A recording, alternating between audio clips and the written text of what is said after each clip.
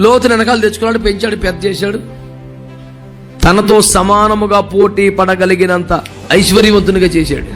అయితే ఇంతగా లోతు అభివృద్ధి పొందినట్లుగా లోతు యొక్క బాధ్యతలు దైవికముగా అబ్రహాముకు అప్పగించబడ్డాయా? The answer is no. వెంటబడి వస్తుంటే కాదనలేదు. ఉండగలిగాడా? లోతు అబ్రహామును విడిచిపోయిన తరువాత యెహోవా అబ్రహామును ప్రత్యక్షమై, నీకు మరలా దర్శనం, నీకు మరలా ప్రత్యక్షత ఎప్పుడు కొన్ని వదిలిపోతేనే నీకు అర్థమై సావట్లా. తమలో చెల్లెలు ఆలోచించండి.